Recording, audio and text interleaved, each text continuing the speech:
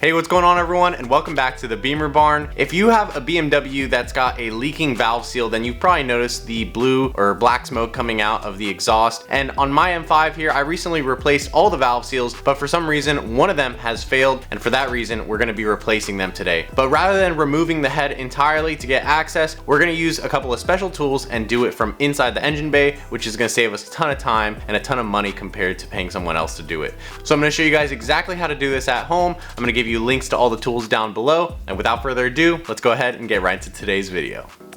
So now the first thing that we're gonna need is a box of OEM valve seals. Now I think that I have OEM valve seals in the car right now, but I guess we're gonna be able to compare them when we get it out. And not only did BMW include the actual seal that we're gonna be replacing, but we also have this little installation tool right here. So basically this is gonna help the valve go on, I think, this way. So it should poke through there. Now we have to be super careful with these because there is like a little metal spring around the seal right here, and that's what makes a seal. So what might have happened on our car is the seal may have expanded or it may have broken, and for that reason oil is dripping down the valve into the motor and it's burning up. Now we're also going to need a couple of tools here, and I think I got these a 2-for-1 special. I'll try to link it down below, but you can buy them separately in case you've already got one or the other. The big thing here is a set of valve seal pliers, and that's going to make it really easy for us to gently grab the old seal and put the new one on, because you don't want to use needle nose pliers. Those would be really sharp and probably damage the seal. And so these valve seal pliers are going to be really necessary for this job and going to make it a really high chance that we don't have any issues in the future. And then what we have here is a cylinder compression tool. So basically one end would go into our air compressor and the other end is going to go into the cylinder, and it's going to pressurize it to make sure that our valve doesn't drop into the cylinder while we're working on it, because if it did, it'd be really hard to get it back into position. So you're going to need one of these for sure as well. You don't want to try doing this at home without it. And now let me show you guys the last tool that we need. And this is a valve spring compressor. So according to the manuals, the service manuals I've seen from BMW, it looks like they use something really similar to this, and CTA Tools makes a really good copycat of it, or I guess I'm not sure if it's for BMW specifically, but it should work, and we're gonna find out today. But basically this end here is gonna grab onto the cylinder head from one of the bolts where like maybe the camshaft gets bolted down, and this side is gonna have a spring compressor.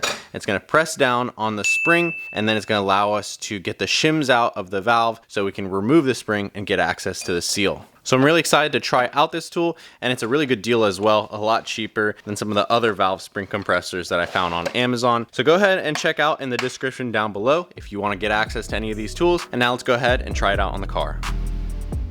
So in order to get access to the valve seals, we first need to disassemble the top end of the motor. Now here I have my S62 engine swapped into my E39 M5 wagon. So this is going to be a little bit different depending on which motor you have, but all the tools that we're going to be using today are universal tools, so you should be able to use them on any motor. So to get access, like I said, we're gonna go ahead and start by removing some of the things at the front end, like the radiator hoses and the drive belt. And this is gonna help us get access to the timing covers later, which have to be removed in order to remove the camshafts. But next we're gonna remove all the ignition coils to get the valve covers off. So this procedure is gonna be a lot easier if you have a different motor than mine, especially if it's a 6-cylinder. We've got all sorts of oil pressure lines, Vanos pressure lines, and then dealing with the Vanos on this motor is definitely a pain in the butt. No matter what engine you're working on, you're probably gonna wanna set the engine to top dead center or close to it so that it's gonna be at a safe position for you to remove the camshafts. And in order to do that, you're gonna need your specific engine's timing tools. So now we're right at the end of our engine disassembly. We just have to pull off the camshafts, and then we'll have access to the buckets, which are holding our valves and the valve springs. So let me go ahead and pull off my camshafts. I just need to pull off this one for the intake technically. So we're going to remove it, and then we'll have access to the seal.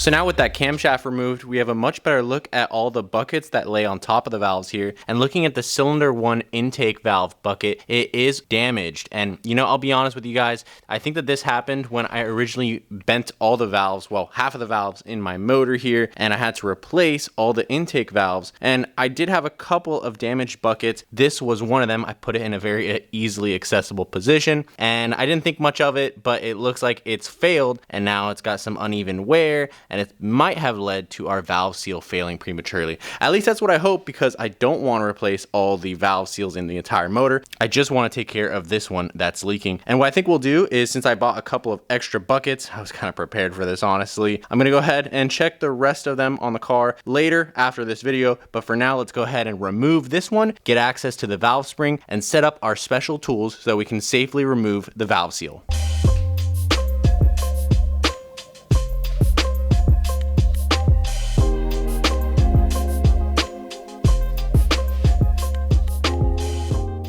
Now, like you see, the first step is going to be installing the compression tool, which is going to keep the valve from falling out. Now, what I've done is I've locked my crankshaft here using the BMW special tool, because when you apply air pressure to this cylinder, it's going to want to turn the crankshaft, and that's going to be bad. So we're going to go ahead and lock that up. And then over here, we want to regulate out about 80 to 90 PSI, and that should be plenty, more than necessary. And it is going to leak a little bit of air out there, but it should, because it's going to be passing through, you know, the piston rings and such. But yeah, let's go ahead, raise this a little higher.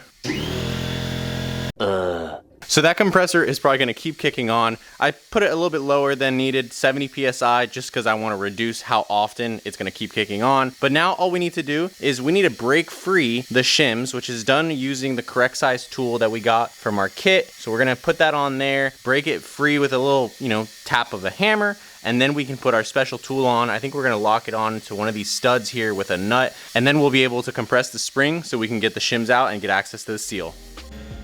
Now, this valve spring compressor from CTA Tools is really simple and easy to use. You just have to use a little bit of muscle, I'll say, and if it is a little challenging for you, I'd recommend getting a second person to remove the valve keepers while you have the spring compressed. But besides that, it is very straightforward and easy to figure out. Once the keepers are out, you have this retaining plate and then the actual valve spring underneath it. And then what I'm doing here is I've got this little endoscope tool, and I'm able to take a closer look at the valve seal here. The spring does look a little bit deformed, but this was after I tried messing with it with the pliers, so it may have been my fault anyways. So having an extra angle here helps me make sure that I'm getting the valve seal and not damaging the valve guide in the process. So we've got the old valve seal out, and I'm not exactly sure if this was the cause of our failure. It looked like it was installed correctly. It was seated pretty well. It took me a few tries to get it to come out. And the new one, it's a brown seal. It's a little bit shorter. You know, I can't tell a huge difference. They are differently stamped. So, you know, I think maybe I had aftermarket ones in there at first. Now I've got OEM BMW ones. But let's go ahead and install this one now, and hopefully that resolves our issue. Now, before we could install our new valve seal, we had to clean up a little bit of residue left on the valve guide from our old seal.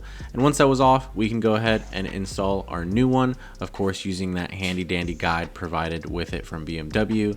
And once it's seated all the way down in place, that's basically it. It's pretty simple to get installed.